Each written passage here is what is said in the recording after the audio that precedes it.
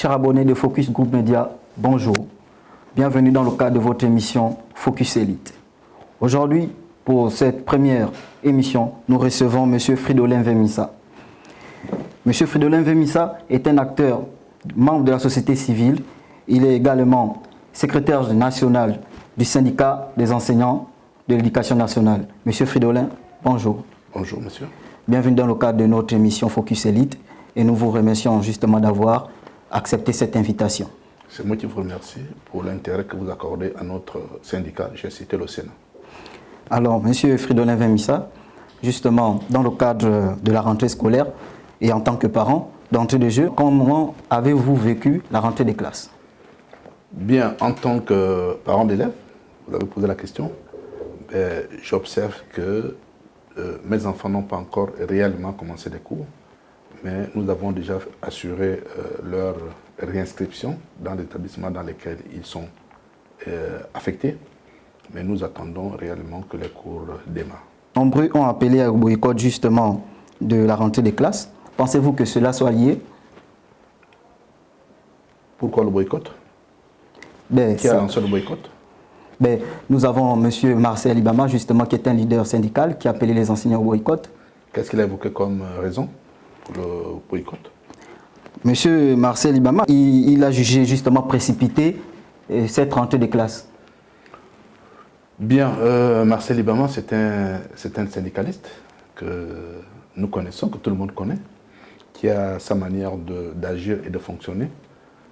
Nous également, nous sommes une organisation syndicale organisée, avec des principes, avec notre ligne, notre politique d'action. Et nous pensons que cette rentrée, on ne peut pas la qualifier de précipitée, puisque le calendrier scolaire 2021-2022 avait annoncé, si vous le lisez, avait annoncé le démarrage de l'année scolaire le 29 septembre 2022 et la rentrée des classes effectives le 5 septembre. Donc ce n'est pas une surprise parce que tout le monde le savait que cette année, au démarrage de l'année, les cours devaient démarrer effectivement le 5 septembre. Bon, beaucoup de parents d'élèves et même des acteurs du secteur éducation ne lisent pas beaucoup ou bien ne prêtent pas attention aux notes de service, aux différentes notes de service qui sortent, que le ministre signe ou que les différents responsables administratifs signent. Donc personne ne peut vous dire que cette rentrée est précipitée puisque c'était connu d'avance et même des parents d'élèves. Donc pour moi, pour nous, au niveau du Sénat, cette rentrée ne peut pas être qualifiée de précipitée. L'information est connue d'avance. Et nous, justement, les auspices de cette rentrée scolaire, Madame la ministre, justement, est dans une phase de réinvention du secteur éducatif de notre pays. Alors, Monsieur Fridolin, pouvez-vous nous en dire plus? Qu'est-ce que l'on entend par réinvention du système éducatif? Je ne sais pas, moi non plus. Parce que réinventer, je pense peut-être, moi je dirais à la place du ministre de redynamiser le système éducatif gabonais. Parce que nous savons qu'après les États généraux de 83 et les États généraux de 2010, nous avions fait un diagnostic de notre système éducatif. Bon, nous avons identifié les insuffisances, nous avons proposé des solutions. Mais nous sommes dans la phase d'exécution de tout ce qui avait été identifié comme étant des difficultés ou des insuffisances ou des freins pour booster notre système éducatif. Donc, bon, le mot réinventer, peut-être apporter une nouvelle touche, une touche personnelle aux actions à apporter en amenant une touche personnelle. Donc peut-être c'est dans ce sens-là qu'elle parle de réinventer le système, puisque le système existe. Nous connaissons les difficultés, les maux qui minent notre système. Nous avons également les solutions. Mais il faut simplement apporter des réponses concrètes aux insuffisances que nous avons identifiées. Et là, je crois que le ministre, en parlant de de réinventer le système, c'est d'avoir une volonté politique, effectivement, d'apporter des réponses concrètes à tout ce que nous avons identifié comme étant des difficultés pour faire en sorte que notre système éducatif soit un système compétitif et performant. Le thème de cette émission, pour le rappeler encore, c'est les grands enjeux de l'éducation nationale de l'année 2022-2023. Alors, vous venez de l'affirmer, ce n'est pas de réinventer, mais de redynamiser. Alors, à ce propos, qu'est-ce que propose justement le Sénat, dont vous êtes le leader syndical? Le Sénat est un syndicat partenaire et c'est le tout premier syndicat du système éducatif gabonais. Notre politique, justement, consiste à proposer des solutions aux problèmes rencontrés par notre système éducatif. Nous avons déposé notre cahier de charges à la tutelle et sur lequel nous essayons de travailler. Bon, comme une des propositions concrètes, c'est de faire en sorte que la construction scolaire aille de pair avec la formation des ressources humaines. Parce qu'on ne peut pas construire sans former.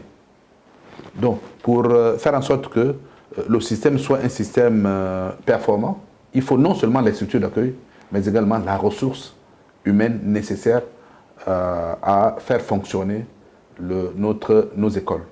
Parce que si on retourne dans les salles de classe, les élèves qui n'ont ni professeur de physique, ni professeur de mathématiques, ni professeur de SVT, on n'aura rien fait. On n'aura rien fait. Donc, en mettant les moyens qu'il faut dans la construction, on doit également mettre les mêmes moyens dans la formation des ressources humaines. Alors, bon, il faut également faire en sorte que le management au niveau des lycées et collèges et des écoles soit un management participatif. Tous les acteurs doivent mettre la main à la pâte parce qu'il n'est pas question d'exclure une tranche du personnel. Malheureusement, les responsables qu'on met à la tête de nos établissements scolaires n'ont pas le profil requis pour assumer ces responsabilités. Monsieur Fridolin, la faute à qui? La faute aux politiques qui nomment, qui choisissent le personnel sans consulter effectivement les partenaires sociaux et d'autres acteurs du système éducatif gabonais. Parce que lorsqu'on nomme un stagiaire à la tête d'un lycée, ben le stagiaire n'a aucune pratique pédagogique, n'a aucune expérience professionnelle. Or, il y a des conditions pour être chef d'établissement. Il faut d'abord passer par le censorat. Il faut être censeur ou directeur des études pour espérer devenir proviseur ou principal. Il faut d'abord être surveillant général pour espérer être directeur d'école. Voilà les conditions qu'il faut. Malheureusement, le politique se mêlant beaucoup. Voyez-vous, l'éducation nationale est le seul ministère où tous les ministres nomment des gens. Comment faire en sorte que, justement, le politique ne s'immisce plus dans le secteur éducatif? Mais que le politique laisse le ministre seul gérer avec ses partenaires, avec les responsables, le système éducatif. Parce que lorsque un ministre vient à proposer une personne à un poste de stabilité, il ne s'assure pas que cette personne a le profil requis pour assumer cette responsabilité. Parce que nous avons vécu l'année passée où les instituteurs avaient été nommés proviseurs à Gamba, par exemple. Donc, ce qui est inadmissible, parce qu'un instituteur a son plan de carrière. Un instituteur doit devenir professeur s'il veut, en allant en formation verticale, mais dans l'immédiat, il ne peut assurer que les fonctions de surveillant général ou directeur d'école. Monsieur Fridolin, alors vous êtes leader syndical justement. Alors, quelle est la situation de ces enseignants qui continuent à se plaindre de leur situation administrative et qui disent qu'ils n'ont pas toujours des postes budgétaires?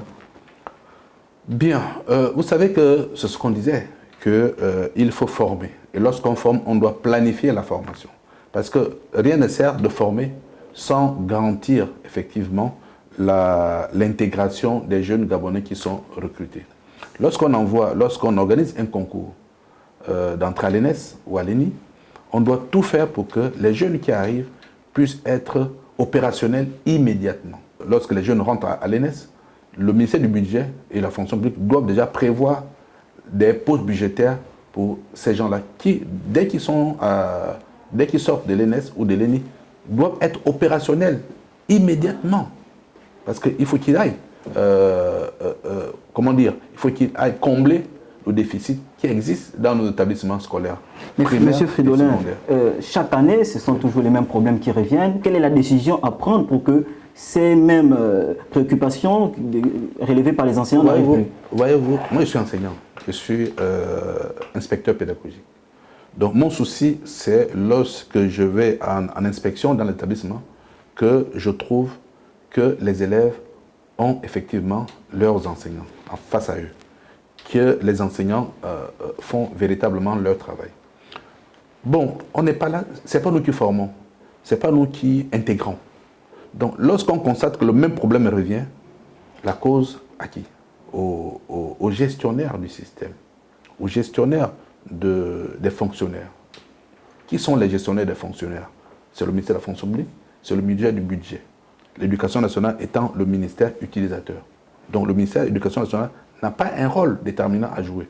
Son rôle, c'est d'organiser des concours et de permettre à ce que les jeunes soient formés. Et c'est la fonction publique qui intègre et c'est le budget qui paye.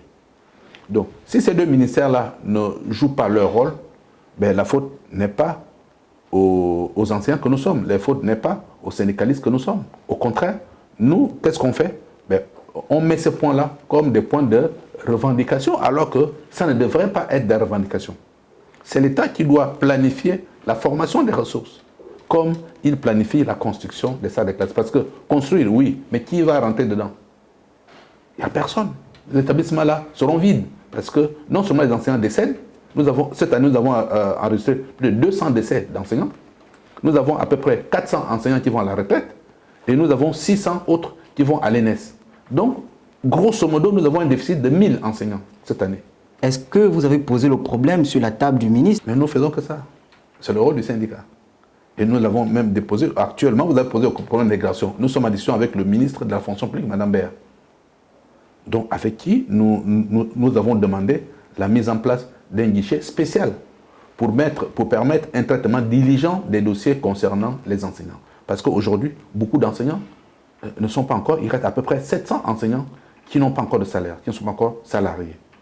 Et nous avons entre les mains des jeunes, des promotions 2007, 2009, 2017, 2019, 2020, qui pour la plupart ne sont pas affectés.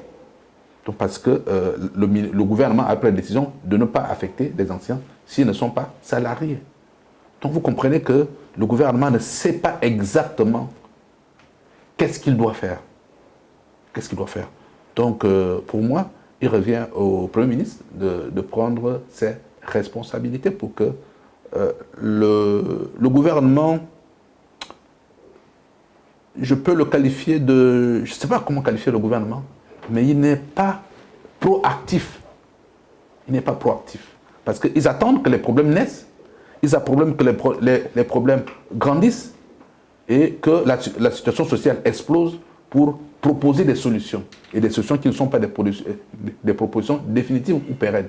Donc, ils trouvent des petites solutions pour calmer, effectivement, les ardeurs des syndicalistes. Or, cette manière de faire ne peut pas apporter la sérénité que nous souhaitons en tant que partenaire de l'éducation. Monsieur Fridolin, vous parlez de la proactivité du gouvernement, mais pourtant récemment nous avons vu le président de la République, chef de l'État, qui a récemment inauguré plusieurs établissements. Oui. Mais alors, comment parler de proactivité alors qu'on voit bien que sur le terrain, les choses bougent? Ça me fait rire un peu, parce que, vous voyez, il ne faut pas qu'on trompe le chef de l'État. Voyez-vous? Vraiment, il ne faut pas qu'on trompe le chef de l'État. Moi, j'aurais été collaborateur du chef de l'État, je n'aurais pas amené le chef de l'État sur le terrain. Pourquoi? Parce que ce n'est pas le chef d'État qui ouvre les petites salles de classe. Ce n'est pas son rôle. C'est le rôle d'un ministre, c'est le rôle peut-être du Premier ministre. Parce que le président donne la vision.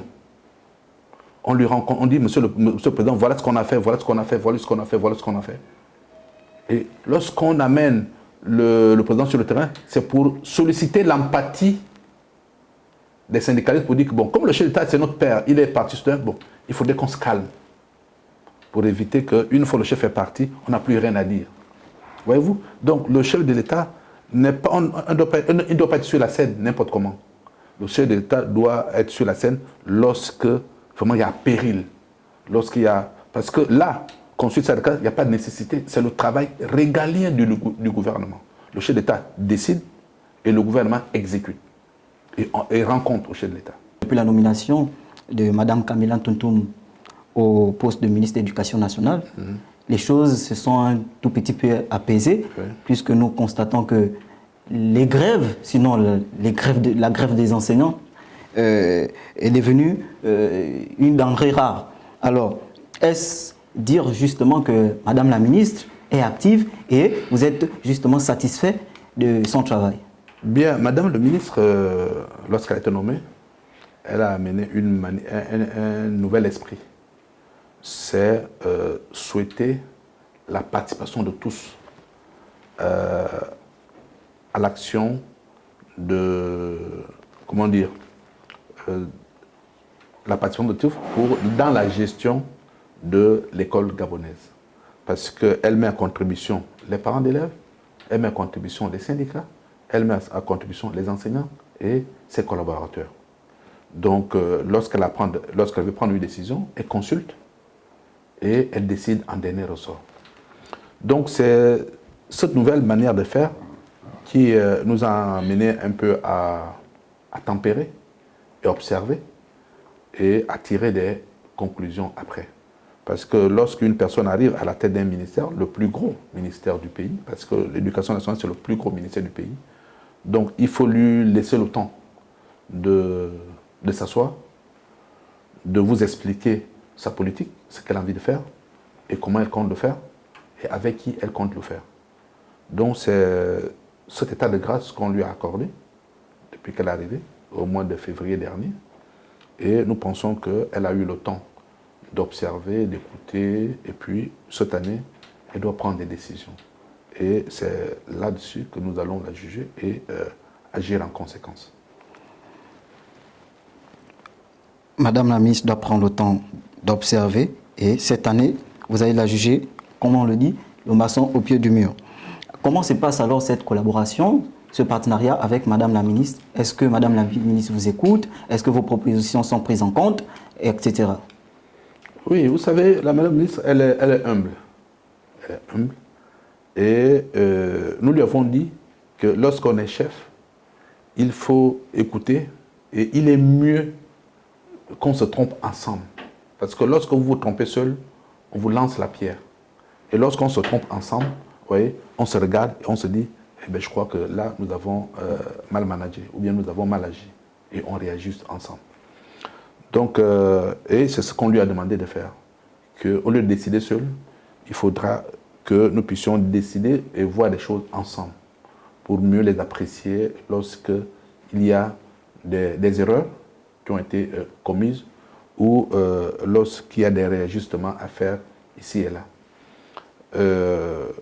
Bon, il a que les partenaires proposent, les partenaires disent des choses, mais elle se retrouve en dernier ressort avec ses collaborateurs et elle décide.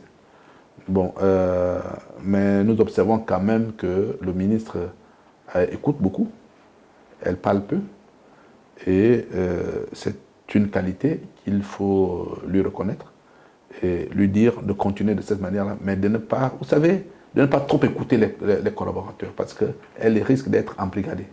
Parce que la preuve, c'est qu'aujourd'hui, les nominations des directeurs d'école ne sont pas encore publiées. Pourtant, récemment, les nominations, justement, les affectations des proviseurs... C'est en retard. C'est venu en retard. Mais on lui avait demandé de faire ça avant le 17 août. Mais là, c'est venu en retard. C'est sorti à la rentrée officielle, la rentrée effective des classes. Monsieur Fridolin, si vous étiez ministre, comment justement vous devez faire pour mettre fin à cela? Monsieur Fridolin, nommé ministre de l'Éducation nationale, par exemple. Bon, je ne suis pas ministre. Actuellement, je suis partenaire de l'éducation. Je propose. Si par extraordinaire... Non, cela peut arriver. Oui, je dis par la volonté de l'État, cela peut arriver, ce n'est pas exclu. Mais je prendrai mes responsabilités et quitte à mettre le chef d'État à contribution. Parce que, vous savez, aujourd'hui, lorsqu'on veut que l'éducation, c'est pas comme... C'est un ministère très sensible. C'est un ministère très très sensible. Et lorsqu'il y a un petit bruit au niveau de l'éducation nationale, c'est tout le pays qui est, qui est impacté négativement. Bon, lorsqu'on a nommé des responsables, on sait que c'est le chef d'État qui nomme. La première chose qu'il faut exiger, c'est que chacun produise un curriculum vitae pour voir sa liste de services. Et lorsque le ministre collecte tous ces documents-là, ben, il s'entoure, parce qu'au ministère, il y a des critères qui sont édictés par des décrets, parce qu'il y a des arrêtés qui exigent un profil pour être chef d'établissement, pour être directeur d'école. C'est à partir de là, on dit, nous voulons que ceux qui veulent être chef d'État produisent, chef d'établissement, produisent des curriculums vitae. Monsieur Fridolin, et lorsque ces documents vous avez sont produits, que cela n'est pas fait, est-ce que vous, publiquement, vous avez justement dénoncé ces pratiques-là? Oui, nous l'avons toujours fait. Monsieur Fridolin, nous sommes donc arrivés à la fin de notre émission. Nous vous laissons le mot de la fin, puisque nous entrons dans une nouvelle année scolaire. Que souhaitez-vous aux apprenants, aux enseignants, à l'ensemble de la coopération du système éducatif de notre pays? Vous avez 1 minute. Bien, je vous remercie pour l'invitation et vous dis solennellement que le Sénat aura sa rentrée syndicale le 14 septembre prochain. Au cours de cette rentrée syndicale, nous allons nous prononcer quant à la conduite à tenir par rapport à cette année scolaire qui vient de démarrer. Nous allons faire le point. Nous allons nous allons donner une conduite à nos militants, à nos membres, je crois que je ne peux rien dire pour l'instant, mais nous attendons la rentrée syndicale qui va effectivement orienter l'action du syndicat pour l'année scolaire 2022-2023. Chers abonnés de Focus Group Média, vous l'avez écouté, nous recevons sur notre plateau de Focus Elite M. Fridolin Vermissa, inspecteur pédagogique qui a occupé de nombreuses fonctions et aujourd'hui, sinon depuis des années, secrétaire national du syndicat des enseignants d'éducation nationale. Ainsi prend donc fin Focus Elite.